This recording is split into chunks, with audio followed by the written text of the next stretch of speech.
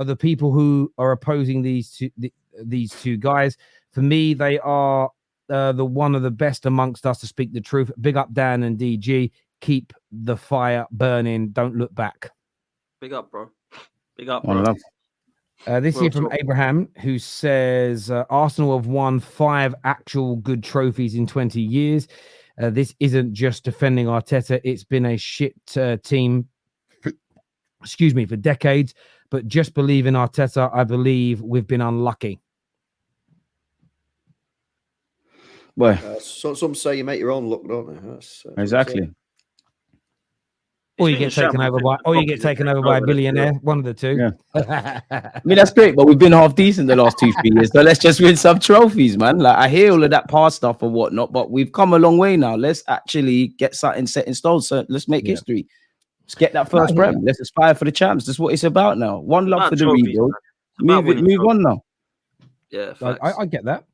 For me, this from Ray says, for me, Arteta has done the job. Arsenal.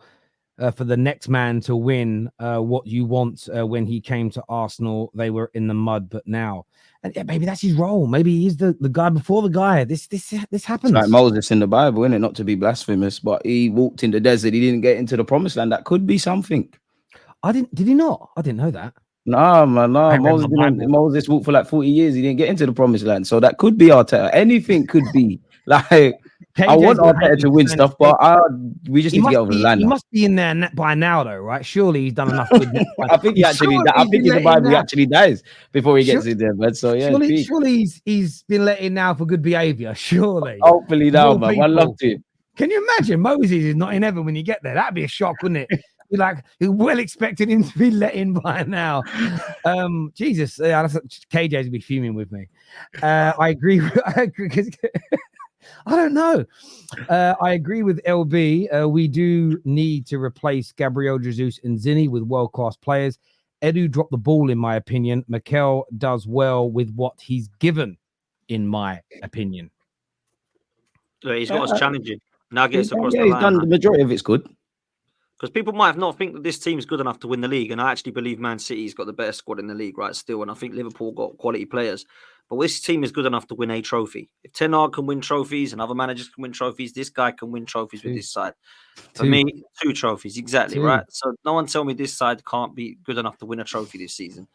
If you don't win the league and you miss out by 2 points with Manchester City, you can sit there and talk about why we dropped them points and why we could have done this. But for me, Mikel Arteta wins a trophy or he gets sacked. It's that simple for me. Big up Arteta. LB is right. We should have bought Victor Osimhen. Oh, that was one of the options. Striker was an option. I don't know that I wanted Osimhen. I would have taken Victor Gyokeres as the number 1, to be fair. Isak's my number 1, but it weren't realistic. I don't think he was leaving whatever in the summer. But for me, Victor Gyokeres is proving why. I mean, he scored 16 goals in 10 games. He scored 4 the other night in one of the cup competitions, and he's also scored 2 out of 3 in the Champions League. This guy is on fire and balling, and I'll be watching him tonight against City. Trust me. I just went and looked at him. It says he's got 4 goals in 7 games this season. It must not have been updated. The website I'm on must not have updated it. He scored all those goals. He's been insane, man. Absolutely. I didn't. Scoring every day, man. Why so quiet, Terry? Well, sometimes I let other people talk on my shows. I'm not a dictator, my friend. Carragher wasn't wrong about Arsenal's recruitment. What did he say about Arsenal's recruitment? I don't even know. Well, he must be saying, well, good. That must be what he's right. If he says it weren't good, then yeah. I didn't see what he said. This here says all the scrutiny of City's players, even after injuries and below par performances, fact remains they are just 2 points off the top, which is nothing for City to overcome, as history suggests. Yeah. Now that is factual information, yeah. That is truth. The thing is we don't change the way we're playing, then it won't be 2 points for long. It'll quickly get worse, and you need to check our fixtures, bro. Like, we got tough games coming up now after the break. We've got Brighton at the weekend. So you're factually correct. But if we don't improve, it won't be 2 points. It'll extend rapid. I'm sure it will. I'm just trying to check out these Osimhen goals. Is he in the Champions League or the Europa League? Gyökeres. He's in the champs. Oh, you said Gyökeres. I'm looking at Osimhen. Sorry, I'm being stupid. That's why that's why we're marrying up. Yes. Gyökeres has been great. Sorry, I Oh, misheard. sorry, I meant Gyokeres, not Osimhen. Yeah, no, yeah. Oh, he looks amazing. I am liking the rumors though. There are a lot of strong rumors from Portugal that United will come in for him and he'll want to play for Amorim. I'd love that. It'd be a phenomenal signing, man. He looks. I know some people said the other day, you don't get that much space in the Prem. I can accept that, but it's the way he finishes. It's the way he places it into the top corner with power. That no matter what league you're in, that's just a shot's a shot. Do you know what I'm saying? So He's scoring goals in the Champions League, Till. That's the difference. People say I did it at Coventry and a variety of them as well. I don't care, man. The guy is balling everywhere he's been, and he's doing it in the Champions League, and he's doing it consistently. He's scoring all sorts of goals. And the stat that really does impress me more than anything is one that people don't talk about enough, is his ball carrying stats are incredible, mate. He ain't just a lump who stands up there and waits for the ball. He's a top player, man. Trust me. Anyone gets him, I mean, yeah, that's what we need to get.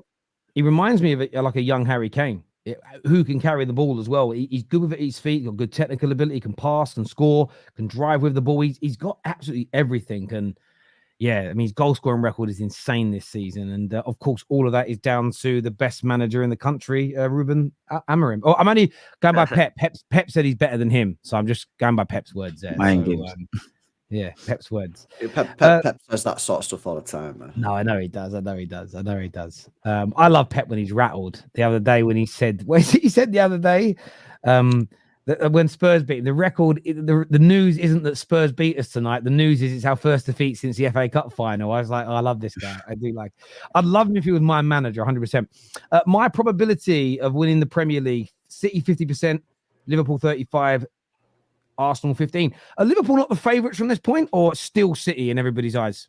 I think City are still favourites for me. Yeah, you know, we've won 4 on the bounce. Yeah, we're going through a bad patch, but you know, De Bruyne's now back. Foden is now, you know, he needs to start delivering, and I'm sure he will. Like I say, I think if you had to back one of the 3 teams to be serious in January in terms of the transfer market, who would you back? City, isn't it? Yeah. Back City. So I think he is probably spot on there. I'll probably go with those percentages, something like that. If we lose at the weekend and City were to lose, you say you got Brighton, LB. Yeah. But they've got Villa as well, haven't they? Liverpool, if Liverpool beat them and then it goes to like, what's that going to be? 9 points, we'll be behind them, or is it 10 points behind them? Yeah, we'd be 5 and you'd be like 9 or something. Yeah, that's what's crazy. Yeah. That's why it's so crazy. I mean, but then again, if Liverpool lose and City lose and Arsenal win, you know, if Liverpool and City, Arsenal lose and City win, that's why I think it's too early to say title race over.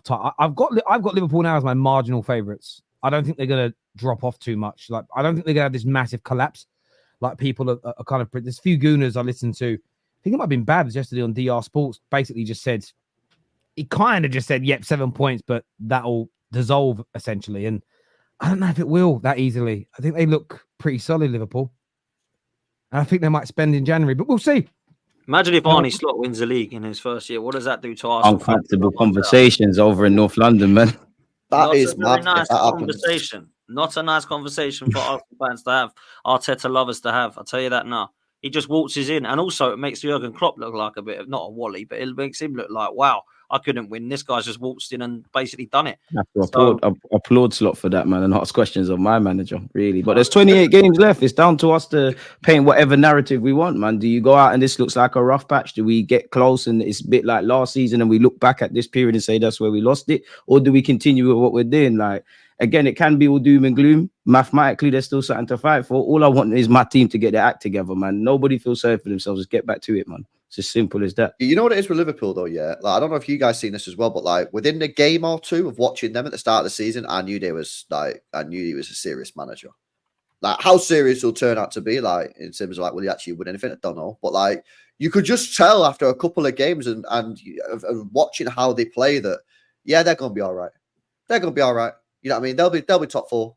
The biggest compliment you can give is they haven't actually been unrecognizable since Klopp has gone. Like Liverpool, you actually look good. You don't look at them and go, "Oh, you can really see Klopp's gone there." Like they look all right, but wow, they don't look like a team in transition. You think there was clearly going to be that? I mean, me and LB had this conversation before. Yeah, I think they'll be in and around the title. I don't think they'll win it. I don't think either of us had it to win it. But certainly, you look at the players and you think, so actually, is it massive shock that they've got Salah and they've got Trent and they've got Van Dijk Konate, I think, is a brilliant defender. Gravenberch is getting into everyone's combined 11s at the moment in the 6th role because he's been that good.